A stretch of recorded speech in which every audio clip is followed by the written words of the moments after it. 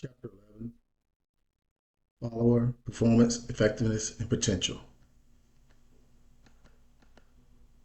Chapter outline, Introduction, Understanding and Managing Follower Performance, Understanding and Managing Unit Team Effectiveness, Understanding Follower Potential, Summary. Introduction.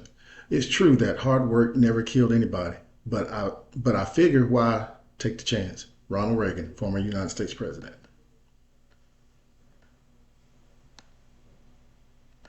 Defining performance unit or team effectiveness and potential. So performance, what individual followers accomplish when they perform behavior.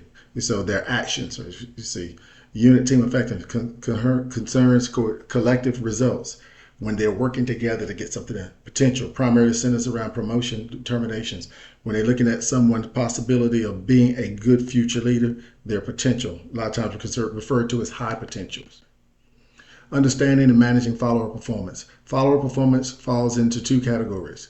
The what of performance pertains to the task and the goal accomplishment. So how they go about doing that particular performance. The how is those behaviors directed toward the accomplishment of the team and organization. So you see the two aspects of it. Understanding and managing follower performance. Leaders need to fully understand the team and organizational goals. These goals will dictate what followers need to get done, the type, intensity, and duration of follower behavior needed for the goal accomplishments. So in order for people groups to be able to, teams to be able to do what they need to do, first thing, the leaders have to understand what it is their role is to help get them started on the right path and keep them on the right path. Leaders need to understand the context or situation in which follower goals, tasks, and assignments and behaviors need to be exhibited. Followers can choose to spend their time engaging in different sorts of behavior. These behaviors may or may not be directed at goal accomplishment. So when you have the leaders that are giving direction and letting folks know what they need to do and guide them, the followers will do their part. They will do their things that they're supposed to do. They will do things that's actually part of the job and the description, and they'll do some things that's not part of it stuff because they're trying to reach the goal and or results. Understanding and managing follower performance. Factors that affect followers' performance levels apart from motivation. Followers' knowledge and experience. Having the right hardware and software, leveraging the right process. You have to have followers to be able to know, have the knowledge to do the job? Do they have the experience to do the job? If they don't, you have to address those. Are you giving them the right tools and stuff they need to do the job? Leveraging the right processes and procedures. Are you having them work smart or work hard? That's based on your processes. Is it a process that actually promotes them working together and being efficient, or is it something that they will have to work very difficult at because it's not the best possible process and it could be simplified? Understanding and managing follower performance. Leaders should be proficient in following components of the performance management cycle when working with followers to accomplish group and organizational goals. So you're going to have this cycle: planning, monitoring, and evaluating. So planning is understanding the teams, organization's goals, the roles that need to play in the goal accomplishment. Monitoring includes tracking follower performance, sharing feedback on goals and progress, evaluating, providing summary feedback on those followers. So here's the diagram when you see the monitoring, the evaluating, the planning, which I just read. And those are the things that actually connect. They're interconnected always. And if one of those it's actually not working right, you're going to have a flawed end result. Monitoring. Technology advances have allowed leaders to use electronic performance monitoring to much greater extent than before. Organizations like electronic performance monitoring, as it's cheap, provides more control and helps the take time wasting behavior out of the workplace. So electronic cameras, they've got cameras in the workplace now. Problems faced by organizations, managing high performance and high flyers. So in talent hoarding. So when you have high performance and high flyers, a lot of times the things that you put in place don't necessarily catch the things that they do, and so it's hard to gauge some of the things that they do. They'll do things you're not asking them to do to get things done. Talent hoarding is when you have some particular manager, some particular group is trying to make sure that they put all the proper people or the strongest people, best performers in one particular group, even though there's 4 other groups. Evaluating. Differentiation of followers is a critical aspect of evaluating performance, and doing this well should systematically improve the quality of the followers over time. Performance consequences should be allocated to employees based on fair judgment. Most organizations consider themselves meritocracies, where they get the best results are given the best rewards. Personal growth, has recently become a more important aspect of evaluation for some companies. Performance appraisals are used by the majority of companies to evaluate employees. So when you look at this, you look at this personal growth and evaluating people. One of the things that most organizations, regardless of where you work, you're going to get evaluation. Usually at least yearly. Sometimes they're biannually, sometimes they're quarterly. Contentious issues are as follows. Some jobs are much more difficult to evaluate than others. Leaders may sometimes assign the wrong performance goals to followers because they lack a better understanding of the job. So all jobs are not created equal. Some things are more easily. Give you an example. If there's jobs where it may require you to do some things that it's all written down, but somebody else who's doing it better, they're actually doing some stuff that's not written down, and they're getting things done. Sometimes the leaders assign the wrong goals to followers. I call it, you don't have the right person in the right job, or the right goal with the right person for the job. A sizable percent of leaders want to be popular and fair. This is when it comes to evaluation. When more leaders, this is very common, by the way, where you have leaders who want to be liked primarily first versus being fair, and that's in reverse order. You should be fair. Everybody wants to be liked, but that's not your sole purpose is to be liked. Your sole purpose is to be fair. And what I found to be the case is, if you are fair and people feel like you are fair, they usually will like that. Most leaders and followers have negative reactions to the bureaucratic nature of performance appraisals. So if you have something where you have a bureaucratic system in work, and sometimes some people struggle with that, whereas I got to rate my people from 1 through 10, and it's just seems like it's just so blah blah blah blah, and I hate doing that. For individuals that aren't being monitored, there might be some temptation to double dip and work 2 full-time jobs. So if you have people who are, if they're not being monitored, you're not paying attention to not only what they do at work and when they come to work, when they leave, and various aspects. You may have somebody who's actually has another job and they're double dipping. I've actually known some people to do that. Understanding and managing unit and team effectiveness.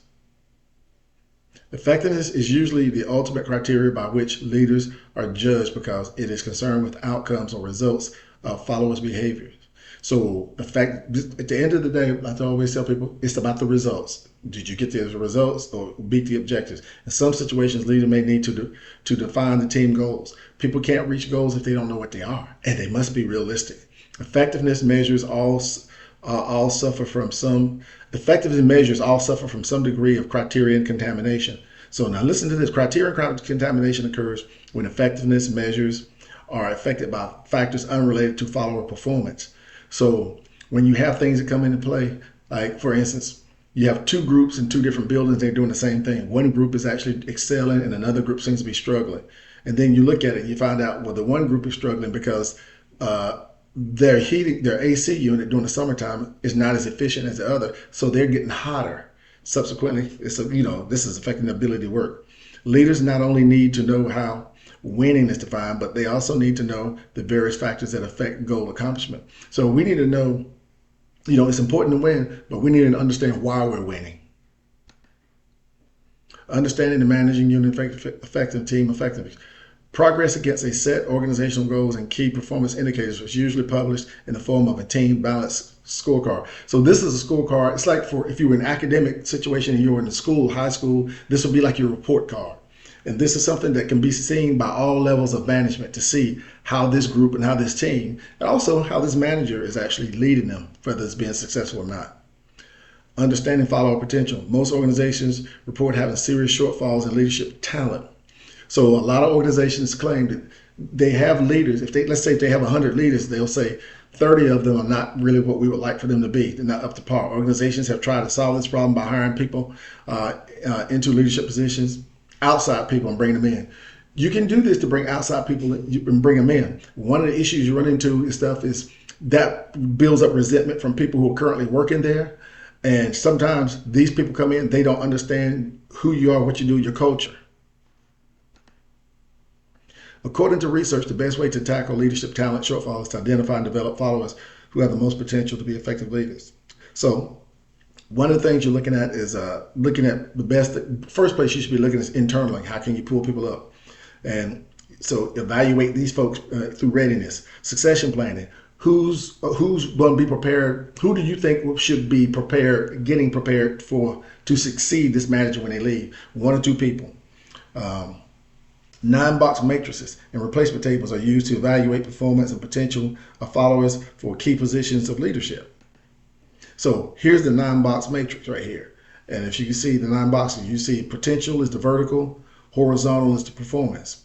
The goal is to be able to get high in each direction. Pause and read through these. And you can see, obviously, the goal is to be high in potential, high in performance. Organizations can run calibration meetings to standardize ratings across. So this is basically where you bring a bunch of people together, managers together who have groups who do similar things, and try to gather information from them to calibrate, to try to get some standard way of evaluating, looking at what people do.